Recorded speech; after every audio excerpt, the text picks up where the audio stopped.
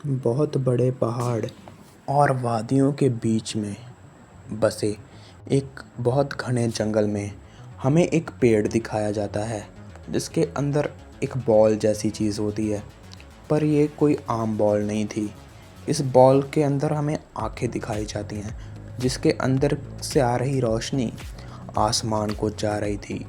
तभी वो बॉल कहती है, अरे मुझे ऐसा लग रहा है कि मैं खांसते खांसते ही मरने वाला हूँ। उसे बहुत तेज़ खांसी आ रही थी।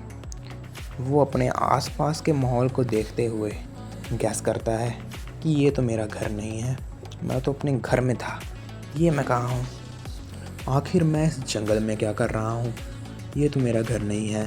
तभी वो अपने हाथों को महसूस करने की कोशिश करता है, पर उसके पास उसके हाथ नहीं थे। उसकी जगह उसके पास टहनियाँ थी, जिसे देखकर वो बहुत ज़्यादा डर जाता है क्योंकि उसके पास उसके हाथ तो रहे नहीं। इसकी वजह से उसे लगता है कि वो एक बहुत ही बुरा सपना देख रहा है। वो इस बुरे सपने से बाहर आने की बहुत ज़्यादा कोशिश करता है, पर वो जितनी भी कोशिश कर ले वो इस सपने से बाहर नहीं आ पा रहा था।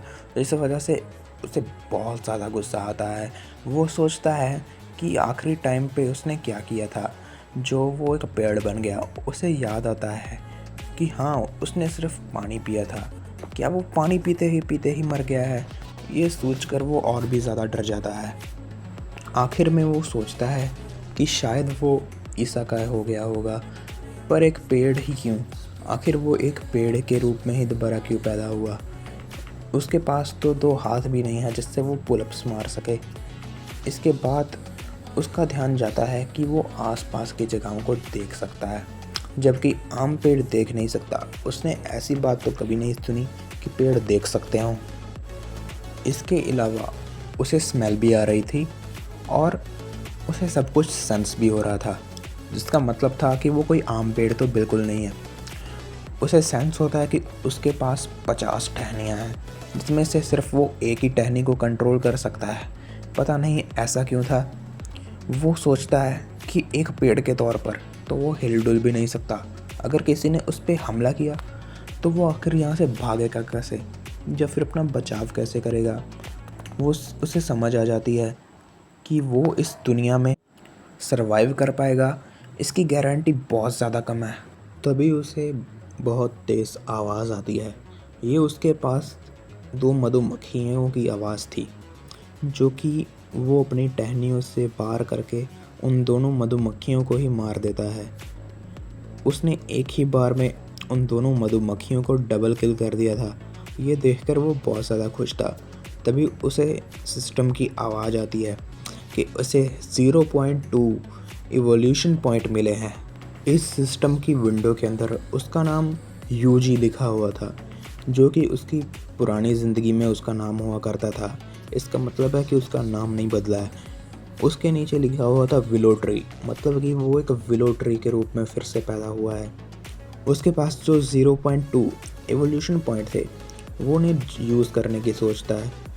आखिर वो ऐसा करना नहीं चाहता था, पर फिर भी वो उन्हें यूज़ कर ही देता। वो इन एवोल्यूशन पॉइंट्स को अपनी टहनियों पर इस्तेमाल करता है, जिस वजह से अब वो एक से ज़्यादा 2 टहनियों को कंट्रोल कर पा रहा था। उसे लगता है कि उसे एक बहुत पावरफुल चीट मिली है, जैसे कि लोगों को दूसरी दुनिया में जाने पे मिलती है। अब उसका निशाना उन मधुमक्खियों का छत्ता था, इस पे वो हमला कर देता है। अब तक आधा महीना बीत चुका था। यूजी ने बहुत सारी टहनियों को कंट्रोल करना सीख लिया था, बहुत सारी चीज़ों को मार कर। इसके अलावा वो अपनी टहनियों को मिलाकर एक ड्रिल जैसा अटैक भी बना पाता है, जिससे वो अपने सामने खड़े पत्थर पर अटैक कर देता है। वो उस पत्थर को टच भी नहीं करता, पर उस अटैक की शॉक वेव से ही वो पत्थर चकनाचूर हो जाता है। इसके अलावा उसने अब आसपास के बड़े जानवरों को मारना भी शुरू कर दिया था, जिससे उसे और भी ज़्यादा एवोल्यूशन पॉइंट्स मिल रहे थे। उसने अपनी जड़ों को मजबूत किया। इस वजह से अब उसके पास 20 साल तक की उम्र थी, मतलब वो 20 साल ज़िंदा रह सकता है। उसके पास जितने एवोल्यूशन पॉइंट, उसकी उम्र उतनी ही ज़्यादा बढ़ेगी। इस वजह से अब कुछ बड़ा करने के बारे में सोचता है। उसे लगा कि वो एक वर्ल्ड ट्री बन सकता है। उसे ना किसी बीमारी का डर था, ना ही बूढ़े होकर मरने की फ़िक्र। उसे लगा कि वो एक गॉड बन सकता है।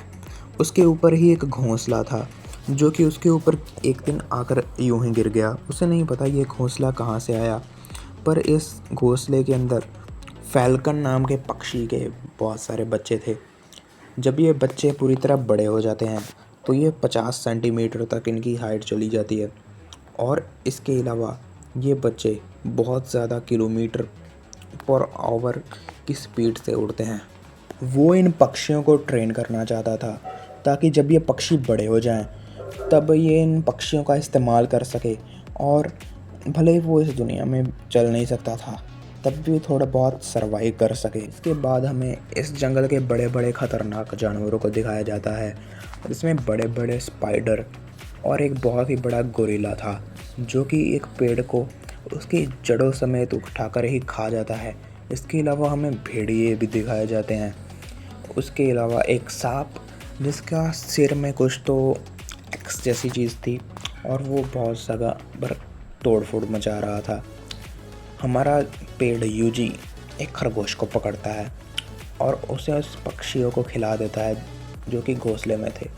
वो ये देखकर दंग रह जाता है कि वो उसे कितनी ब्रूटली खा रहे थे। इसके बाद फिर कुछ टाइम बीत जाता है और हमें दिखाया जाता है कि यूजी ने पूरा एक पॉइंट इकट्ठा कर लिया है। उसने 0.1 करके बहुत सारे पॉइंट्स को इकट्ठा करके एक पॉइंट को बनाया था, जिस वजह से वो बहुत ज़्यादा खुश था। वो इस एक पॉइंट के ज़रिए ही बहुत कुछ अपग्रेड करना चाहता था। सबसे पहले तो अपनी जड़ों को अपडेट करता है, पर ऐसा करते ही उसे बहुत ज़्यादा दर्द होता है। उसे लगा था कि वो चल फिर पाएगा, पर उसे तो बहुत ज़्यादा दर्द हुआ जब उसकी जड़ें और भी ज़्यादा धरती के नीचे फैलनी शुरू हो गई। उसे इतना दर्द हुआ कि वो ज़ोर ज़ोर से चिल्लाने लगा। ऊपर रखा चिड़िया का घोंसला भी और ज़्यादा हिलने लग गया। भले ही उसे बहुत ज़्यादा दर्द हुआ, पर वो अब एक जड़ को पूरी तरह से कंट्रोल कर पा रहा था। ये जड़ उसके पूरे कंट्रोल में थी और उसके मुताबिक ये एक पाइथन जितनी पावरफुल तो थी ही। इसके अलावा उसने अपने ट्रंक को भी अपडेट करने के बारे में सोचा। इसके लिए वो उसमें भी कुछ पॉइंट डाल देता है, पर वो मुझसे मजबूर हो गया जब उसने देखा कि इससे भी उससे भी ज़्यादा दर्द हुआ जब उसने अपनी जड़ों को अपडेट किया था। उसे आवाज़ आती है झाड़ियों में से, जिस वजह से वो अलर्ट हो जाता है। अपनी जड़ें मजबूत करने के बाद तो वो काफ़ी खुश था, पर वो डर गया था। पर वहाँ से सिर्फ एक फॉक्स निकलती है, जिसके बाद वो उसे मारना चाहता था इवोल्यूशन पॉइंट्स के लिए। पर तभी सिस्टम में से आवाज़ आती है कि उसे एक नई एबिलिटी मिली है। ये एबिलिटी एक पानी की बूंद की तरह थी। उसकी जड़ों में से निकला पानी किसी भी घाव को हील कर सकता था। इसके अलावा इससे निकल रहा खून भी निकलना बंद हो जाएगा।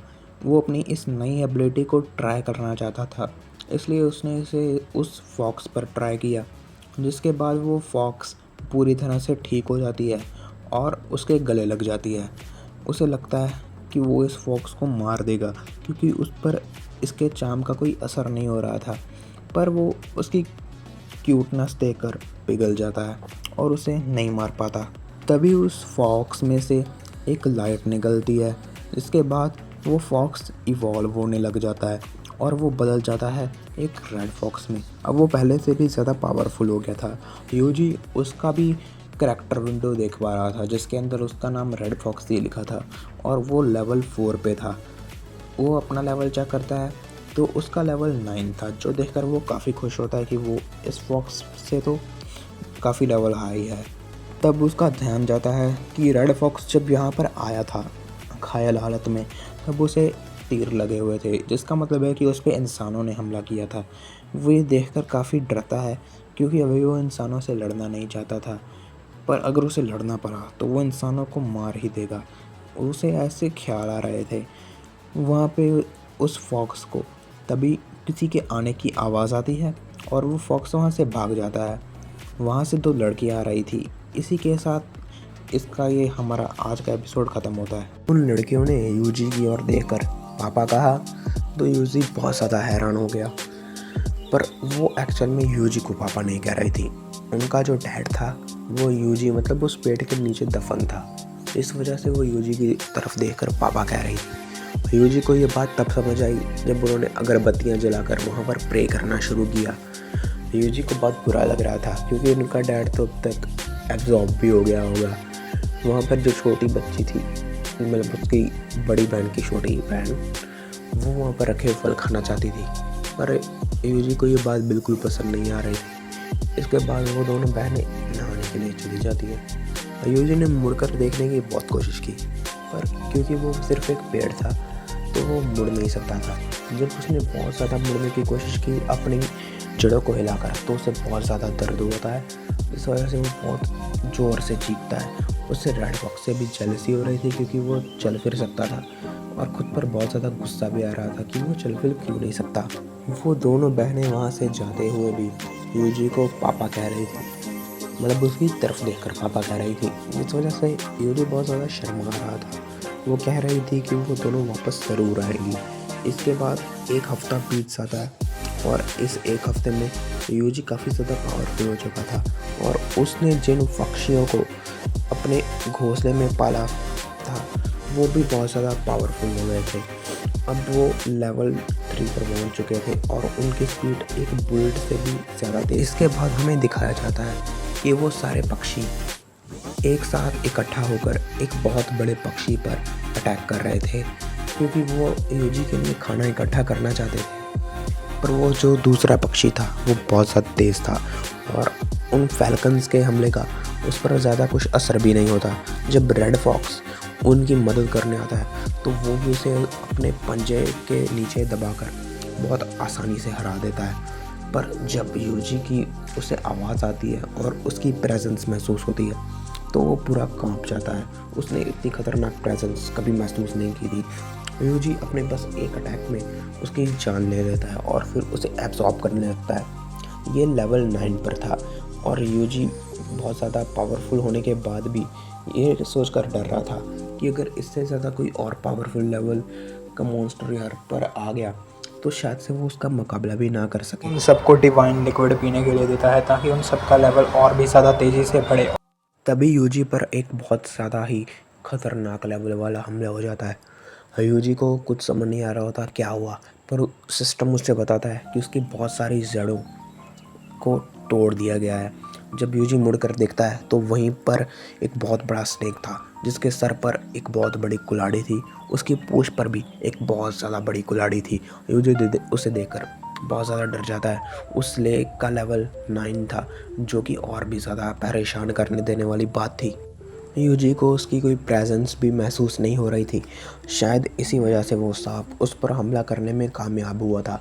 यूजी ने फैल्कन और उस रेड फॉक्स को अपने पीछे हटने के लिए कहा, पर वो रेड फॉक्स पीछे हटना नहीं चाहता था, क्योंकि सांप ने पहले भी उस पर एक बार हमला किया था, जिस वजह से वो बहुत ज़्यादा इंजर्ड हो गया था और वो उसे बदला लेना चाहता था।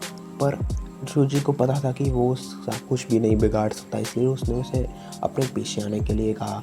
वो चुपचाप उसके पीछे चला जाता है। इसके बाद हमें उस सांप को दिखाया जाता है जो कि यूजी को बहुत खतरनाक तरीके से देख रहा था। वो सांप यूजी के आसपास खुद को लपेट लेता है और उसको उसकी जड़ों समेत ही उखाड़ने की कोशिश करता है, पर यूजी कुछ ना कुछ कर वहाँ से बच जाता है। इसके बाद वो अपने सारे के सारे पॉइंट्स को अपनी जड़ों में लगा देता है ताकि वो सांप के अगले हमले से बच सके, और ज़्यादा अपनी जड़ों को पावरफुल करके उस पर एक बहुत ज़्यादा खतरनाक हमला करता है। इससे उस सांप का आर्मर जैसी चीज़ जो होती है वो थोड़ी बहुत क्रैक हो जाती है, पर इतना उसे हराने के लिए तो बिल्कुल काफ़ी नहीं था। पर यूजी को महसूस हो रहा था कि वो सांप उससे थोड़ा बहुत डर रहा है, क्योंकि ये जो अभी उसने हमला किया था इससे वो सांप थोड़ा बहुत ही सही पर इंजर्ड तो ज़रूर हो गया था, और मौत का डर तो सबको होता है। इसलिए अगर वो ऐसा दिखाए कि यूजी बहुत ज़्यादा पावरफुल है और अगले ही हमले में उसे मार सकता है, तो शायद से ये सांप डर कर यहाँ से भाग जाए।